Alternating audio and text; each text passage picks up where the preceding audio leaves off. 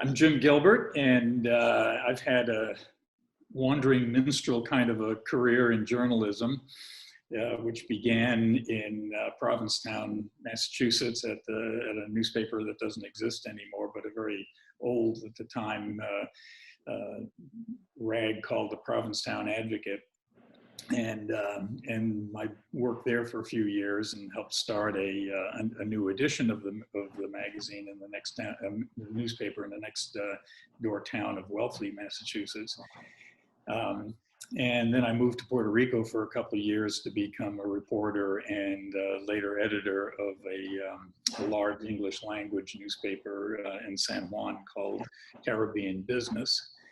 And then I moved back to the States, to Newport, Rhode Island, where I became an editor at a sailing magazine called Cruising World, which was followed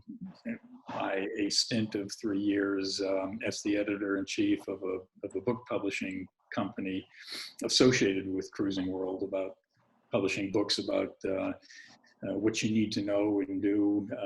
and other more lyrical stories about having to do with sailing in the world. And then I became the editor-in-chief of, also in Newport, Rhode Island, of a magazine called The Yacht, which doesn't exist anymore. But 3 years into that stint, I became enraptured by these large yachts that kept appearing and more frequently in Newport, Rhode Island. These just beautiful, exotic, creations, and I just found them fascinating endlessly for their aesthetic reasons and for their technological innovations and the people who owned them and how they used them. And so when I got a chance, I became the founding editor-in-chief and publisher of a magazine called Showboats International. And that was just starting up in Fort Lauderdale, so I moved the family down there, and became the first title to really focus exclusively on the luxury yachts of the world, both sailing and motor yachts, and that was something that I did for the next 20 years. And it afforded me an extraordinary opportunity to travel everywhere in the world and meet some truly remarkable characters, and to be a part of this industry that was, when we started it, in its infancy, and which grew to be something quite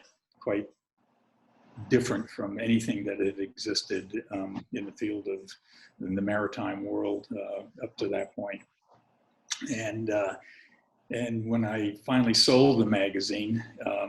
in the interim, I had put a group of investors together to help me do a leveraged buyout of the magazine from the original owners, and I took the time to start writing for myself, and I wrote a novel called The Admiral, having to do with a group of sailors who escaped the ravages of climate change on land to form a community of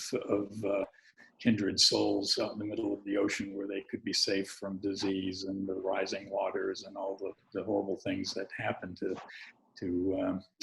the world in my novel, and which I expect will be visiting our shores before too long, whether we want it or not. So it was my chance to not only write for myself, but to tell a story that had captivated me throughout my life about the changes taking place in the oceans, and how we were very rapidly getting to a place that we really didn't want to be in.